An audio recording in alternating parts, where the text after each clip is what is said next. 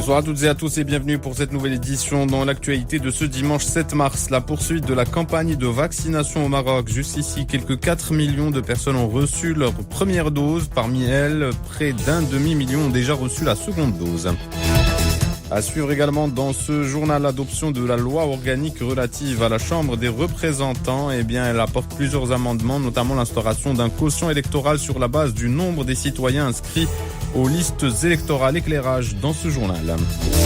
Et puis la météo, toujours à la une de l'actualité. De fortes averses orageuses sont attendues jusqu'à demain, surtout dans le nord du pays. Les prévisions à la fin de ce journal. Restez avec nous, voici les développements.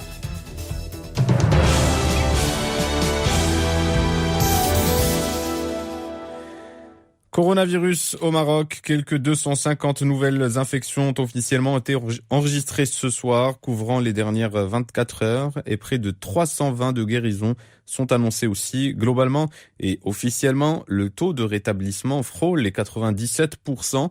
Côté décès, 6 nouvelles morts ont été enregistrées en l'espace des dernières 24 heures, 8682 au total, ce qui nous fait un taux global de létalité de 1,8%.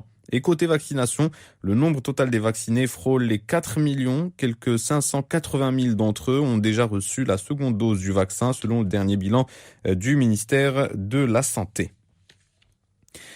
Après plusieurs secteurs mis à l'arrêt par la pandémie du coronavirus, c'est au tour des acteurs des industries culturelles et créatives et des propriétaires des salles privées de sport en situation difficile de bénéficier d'indemnités forfaitaires octroyées par la CNSS. La Caisse nationale de sécurité sociale a fait cette annonce aujourd'hui. Les indemnités en question concerneront la période allant du 1er juillet 2020 jusqu'au 31 mai prochain et elles seront financées par le Fonds spécial de gestion de la pandémie. Les opérateurs concernés peuvent formuler des demandes pour bénéficier de cette indemnité au profit de leurs salariés et stagiaires en formation insertion en arrêt provisoire d'activité en raison de la pandémie et déclarés auprès de la CNSS durant le mois de février 2020. Les employeurs remplissant les conditions stipulées dans le guide d'utilisation du portail covid19.cnss.ma doivent ainsi soumettre leurs demandes via cette plateforme à partir du 15 mars prochain. L'actualité ce week-end, c'est aussi l'adoption de la loi organique relative à la Chambre des représentants, à la première chambre du Parlement. Le projet a récolté 162 voix favorables. Plusieurs changements sont ainsi concernés, notamment l'instauration d'un quotient électoral sur la base du nombre des citoyens inscrits aux listes électorales. Le calcul sera désormais basé sur le nombre d'inscrits et non sur la base de votes validés comme auparavant. Pour y voir plus clair, voici l'analyse de Mohamed Yahya. Il est professeur à la faculté de droit de Tanger. Le tournant le plus important dans ces amendements, c'est le changement du quotient électoral. Donc c'est un amendement portant sur le calcul du quotient électoral, non plus sur la base des voix valides, mais sur celle du nombre d'inscrits sur les listes électorales. Cet amendement a une importance particulière parce qu'il permettra à un plus grand nombre de partis d'accéder au Parlement. Le pluralisme politique sera de ce fait matérialisé dans les débats et l'action au sein du Parlement. Les partis, quel que soit leur poids politique, auront plus de chances de faire élire leurs candidats, ce qui est une opportunité pour les jeunes et les femmes et les cadres d'accéder à l'institution législative en grand nombre. Et l'on sait qu'il y avait pratiquement 2 grands partis politiques qui ont la même mise sur la scène politique. Donc ce changement aura pour effet, même au niveau local, lorsqu'on prend à titre d'exemple une circonscription locale, il sera en effet techniquement quasiment impossible pour un seul parti d'obtenir 2 sièges.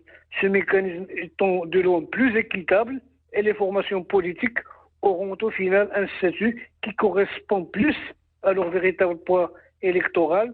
Donc c'est une bonne décision à ce niveau, malgré quelques résistances. Il y a un seul parti, c'est le PGD, parce que c'est contre ses intérêts électoraux, etc. Ce changement aura pour effet une plus grande participation électorale. C'est très important cette participation, car les partis seront obligés, pour se distinguer, d'aller chercher de nouveaux électeurs dans les masses abstentionnistes.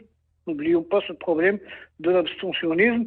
Donc tout cela signifie que nous sommes dans le cadre d'une perspective, dans une vision d'un Parlement national dans lequel seront représentées toutes les sensibilités politiques légalement reconnues, bien sûr, et le passage d'une démocratie représentative à une démocratie d'adhésion tellement hautement souhaitée lorsqu'on veut faire avancer les choses et mettre en œuvre l'esprit et la philosophie de la Constitution de 2011.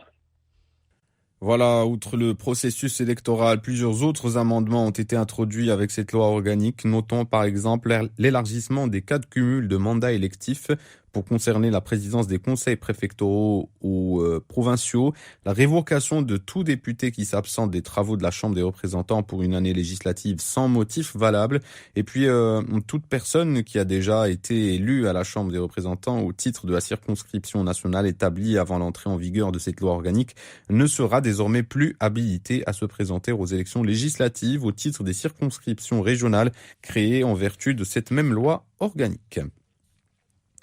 Cap sur Dakhla à présent. Une vingtaine de jeunes leaders de la région bénéficient du programme Morocco Future Leaders dans sa 3e édition, une initiative de l'association annuelle en partenariat avec l'ambassade des États-Unis au Maroc. L'objectif est de renforcer leurs compétences, les compétences de ces jeunes en matière de leadership, de communication et d'innovation. Le programme devra ainsi fournir aux participants une introduction complète sur le leadership et les compétences et qualités associées à la direction des personnes et des équipes. Nos envoyés spéciaux ont tendu leur micro à quelques-uns des participants à ce programme. On écoute.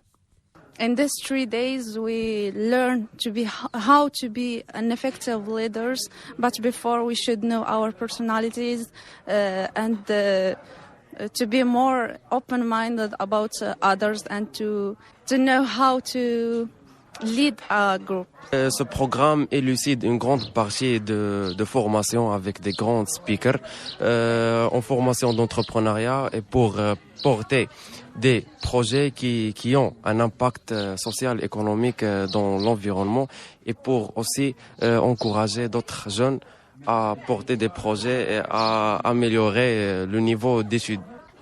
This weekend was so electoral and inspiring. It motivated me to change myself and serve my community and change it to be a better place.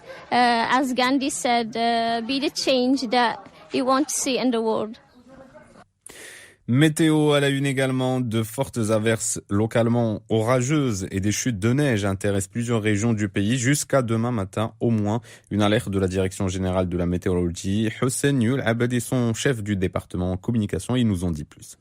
La situation météorologique a été caractérisée les dernières 24 heures par des pluies qui ont intéressé notamment les régions nord, le centre du pays, et le sud-est et l'est, ainsi que le nord de nos provinces sud. Et on a enregistré durant les dernières 24 heures 23 mm sur Tétouan, 14 à Taroudant, à Ifrane 13 mm, Midlit Bni Millal 10 mm, à Tanger 9, Ouarzazat 8, Marrakech 7 mm, Tiznit 6, Khouribga 4, Bouarfa Ben Grir Tawrit 3 mm, Rachidia Meknes Taza, Chaouni Sidi Ifni 2 mm, 1 mm sur Fès et moins d'1 mm sur Souira, Casablanca, Nouassar, Qnetra, Ben Slimane et les régions de Oujda, Al-Aïch, Al-Husseima et Zagoura. En ce qui concerne les prévisions, le temps se maintiendra encore pluvieux aujourd'hui avec des averses localement fortes aujourd'hui sur la région méditerranéenne, le Tangérois, le Rif, le Seyss, le Moyen Atlas, et pluie par moment aujourd'hui, la journée de demain également sur les régions nord et centre, les reliefs l'oriental, jusqu'à la journée du mardi, avec des chutes de neige sur les hauteurs du Haut et Moyen Atlas, avec un temps froid la nuit, surtout la journée de demain, et un temps stable,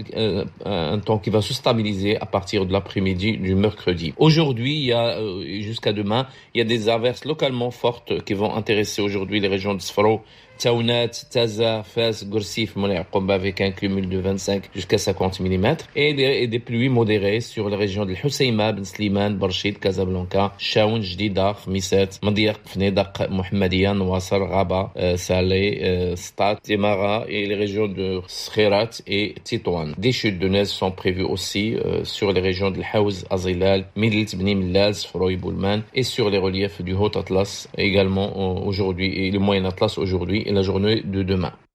Et justement, en parlant des intempéries, de fortes pluies se sont abattues hier samedi sur la région de Ksarsrer et elles ont provoqué des crues impressionnantes des oueds de la région.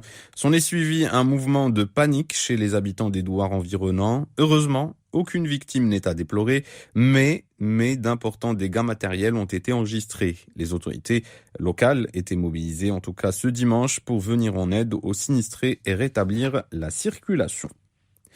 Un mot de football pour clore ce journal. Le Raja de Casablanca et le Youssoufia de Barchid se sont quittés ce dimanche sur un nul, un partout. Un match comptant pour le compte de la 9e journée du championnat national de première division.